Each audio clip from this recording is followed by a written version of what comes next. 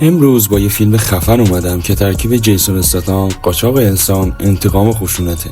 ولی با این حجم خشونت و دعوا بعید میدونم این بشر فقط یه مرد کارگر ساده باشه.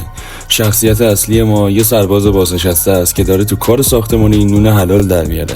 ولی وقتی دختر رفیقش رو میدزدن، اون لامصب درونش بیدار میشه و برمیگرده به حالت کشنده و عصبیش. خوش اومدیم به کانال دنیای فیلم و بریم سراغ فیلم A Working Man. خب بشتیا، اول داستان لوین رو میبینیم که یه کارگر ساختمانی ساده است و توی شرکت دوستش یعنی گارسیا کار میکنه و اول صبح داره سخنرانی انگیزشی میکنه برای همه. اینجا لوین میره پیش گارسیا و خانواده‌اش و جنی دختر گارسیا.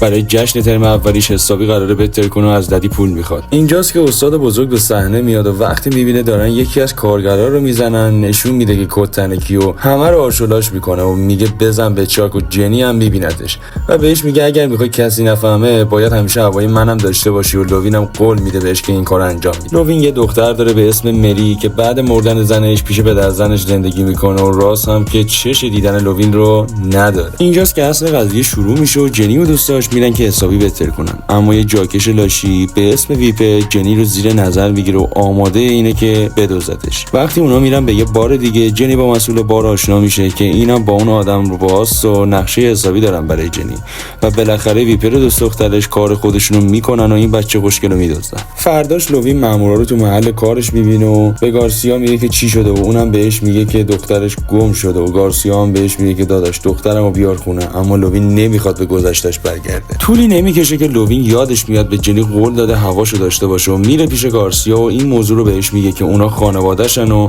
شروع میکنه به گشتن.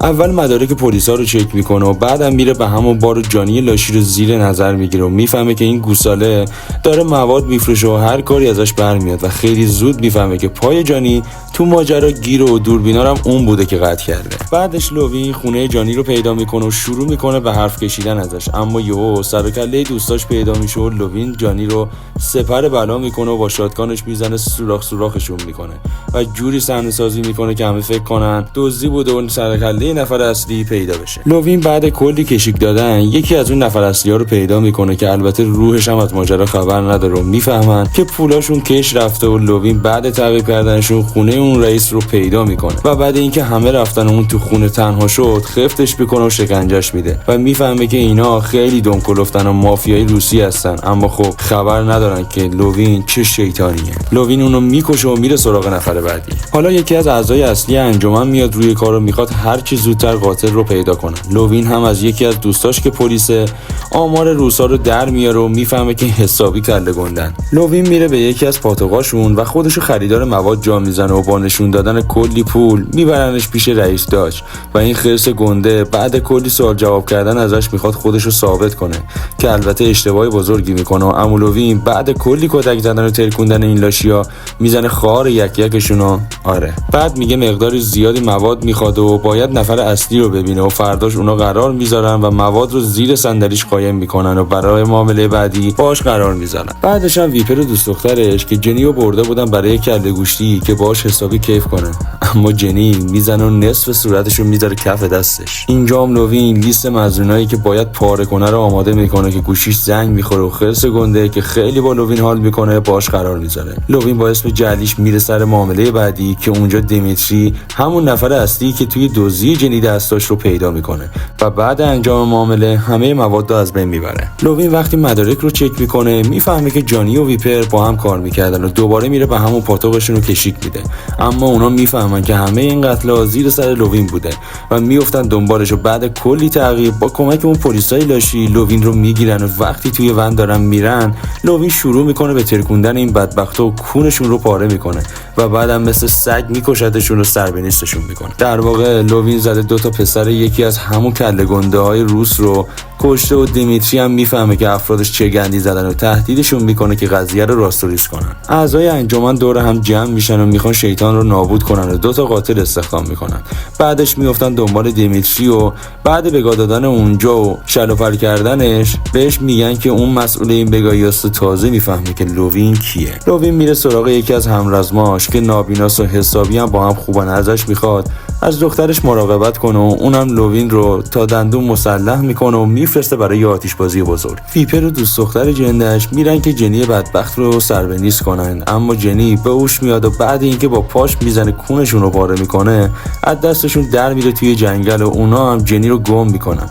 اما پلیس لاشی که جنی رو پیدا میکنه اونو دوباره تحویل اون دوتا اسرائیل میده و اونا هم که میخواستن جنی رو بکشن یهو گوشیشون زنگ میخوره و اون پیرمرد حشری میخواد که جنی رو بیارن براش، اما در ازای $1,000,000 پول. لوین دیمیتری رو پیدا میکنه که آماده فرار میشد و بعد اینکه دخل افرادش رو آورد یه سوراخ وسط دستش میکاره و شروع میکنه به اعتراف گرفتن از دیمیتری و اونو با خودش میبره به همون مکانی که قرار جنی اونجا پیدا کنه. و لوین بعد اینکه دخل دیمیتری رو میاره میفهمه که یه مهمونی بزرگ در کاره با کلی نیرو و سرباز. اما لوین موتور آدمکشی رو روشن میکنه و اون دوتا لاشی هم جنی رو برای اون سگ پدر آماده میکنن و که اون قصد تجاوز به جنی رو نداره بلکه میخواد تیکه تیکش کنه. لوین میاد توی مهمونی و شروع میکنه به کشتن اون روسا و تک تکشون رو میگاد و وقتی همو خرسه و افرادش هم میرسن میبینن نه، از پسش بر نمیان و خون جلوی چشش رو گرفته و داش رو مثل سگ میکشه. اما لوین خیلی از این موضوع ناراحت و ازش عذرخواهی میکنه. لوین میره سراغ جنی و در حالی که اون دوتا دوز موش شدن و ریدن لوین در رو میشکنه و اون موبلند رو اول میزنه مثل سوسک پخش زمین میکنه و بعدش هم میره سراغ ویپر و جنی هم اون خرابو میتر کنه و به شکلی که من خیلی دوست داشتم و هرسم گرفته بود ویپر رو مثل اند میکشه و جنی هم از خجالت اون جنده در میاد. بعدشون دوتا قاتل میان به صحنه و وقتی که پلیسا رو زدن حسابی ترکوندن شروع میکنن به تیربارون کردن لوین، اما نمیدونستن که اون چه حرفه‌ای و به طرز تخماتیکی میزنه جفتشون رو ام میکنه و بعدش هم با جنی در میرن. بعد لوین جنی رو تحویل خانواده‌اش میده و میشه قهرمانشون و بعدم که میره سراغ دخترش و رفیق فابریکش. خب مشتیا، امیدوارم از این فیلمم لذت برده باشید و حتما تو کامنت ها نظراتتون رو بهم بگین و با لایک و سابسکرایب منو حمایت کنید.